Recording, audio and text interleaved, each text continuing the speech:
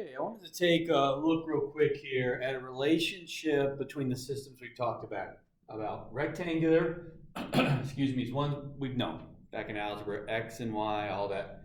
And these others are kind of the new ones that have shown up in trig that we've gotten a little bit of an introduction to. Right? And it seems like it's kind of confusing when you mix them all together, and we were really kind of doing the same thing over and over. Pythagorean theorem, inverse trig to get the angle. All right, let's get a couple of examples up here. And again, these are just generic points, and we're going to look at how to rewrite the different ones. All right, so rectangular is x, y. So let's just say I have the point. We'll go 2, 5. Just make up some point there sitting in the first. So think about where it is. 2, 5 sitting in the first quadrant. Okay. Well, for polar I need the r value and the theta. Well, the r was that Pythagorean theorem. 2 squared is 4, 5 squared is 25. So this would be root 29 is my r value. Then I go for my angle. I usually use the tangent inverse, as I told you, tangent inverse of 5 over 2. I'm going to go nearest whole. I've got 68 degrees. Using degrees. 68 degrees. There's my polar. Okay. You have everything you need for the rest of it. Right. If I'm at 2, 5, complex, a plus bi, so 2 plus 5i. Trig or polar complex. Again, we talked about the old form. I used to always call it trig complex. Now it's showing up in a lot of newer texts as polar complex. Same thing. All right. That means I need r cosine theta plus I sine theta. Well, I already have r and theta from the polar. So I'm going to have root 29 cosine 68 degrees plus I sine 68 degrees. Component vector. Remember the rectangular was 2, 5. So this is 2, 5. Using those greater than and less than symbols for the component. Linear vector. I plus the j, so 2i plus 5j. There's my linear one, all representing that same rectangular coordinate.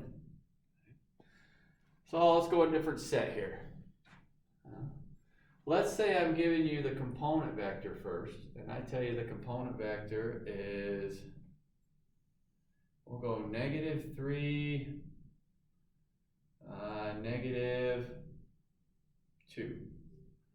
All right, so that would be sitting in that third quadrant. Negative 3, negative 2. Well, if this is the component, then the linear's got to be negative 3i minus 2j. Got that guy. This would mean that the rectangular has to be negative 3, negative 2. The complex would have to be negative 3 minus 2i. I mean, I waited for the trig complex and the polar because I need r and theta for those two. Okay. So let's work off of any of them. The r value would be 9 and 4 is 13, so there's a root 13, comma. So I know I've got a root 13 down here. Cosine something plus I sine. I just need my angle to complete my polar or my trig complex. So let's see, my tangent inverse here. Again, I'm going to the nearest whole, my calculator, and I'm in quadrant 3. Always, number one rule, know where we are in trig. My calculator tells me 34-degree reference.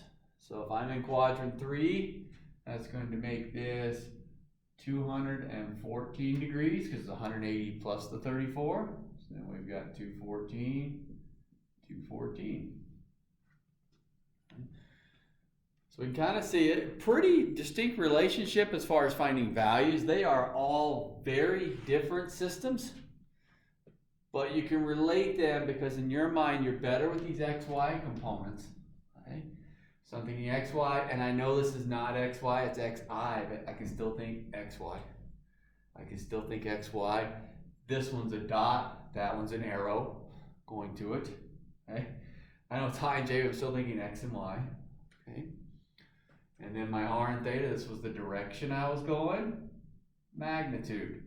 Magnitude of the vector. Root 13, root 13. Direction of the vector, 214 degrees, 214 degrees. And relating back between the two, or excuse me, between the 6 different ones. Right? Now let's say we start with, I don't know, let's say we start with the trig complex. Let's say I gave you the trig complex. So let's go, I don't know, 5 cosine, and we'll go 95 degrees plus I sine 95 degrees, just to make one up here. Doesn't matter what I do, but visualize it, 95 degrees, sitting in the second quadrant, out 5 units, so my points and vectors, everything should be in the second quadrant. Well, if I know this is the trig complex, then I know the polar is immediately 5 comma 95 degrees. And then if I just distribute from the trig complex, I'll get the actual complex form. So if I have 5 cosine 95 degrees, I'm going to go, I'll go 2 decimal places, negative 0.44, and 5 sine 95 degrees, I got 4.98. This will be plus 4.98i. Now just kind of visualize what this is.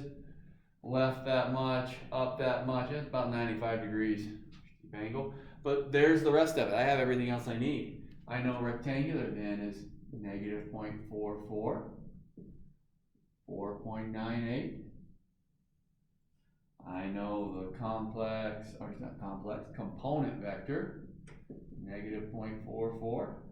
4.98, and my linear vector, negative 0.44i plus 4.98j. Now, you're not going to have to convert at this point between any of the different systems, but I just wanted you to see the relationship, because a lot of times we see different letters pop up with that Pythagorean theorem or other things, and it gets a little bit confusing, but we're pretty much dancing around the same thing over and over and over. Pythagorean theorem, inverse trig for the angle in those pieces, and as far as the location. The only difference would be a dot, a dot, a dot, a dot, an arrow, an arrow. These are those vectors going to that point. These 3 were dots. Rectangular and complex were easier to get more of an accurate plot. Again, freehanding without a computer. We talked about polar or even trig complex. We're going to estimate where 95 degrees is and out 5 units. So we get kind of a guesstimate of where it's at versus an actual, which is something like that piece. I just wanted you to see the different relationships between the ones that we were working with.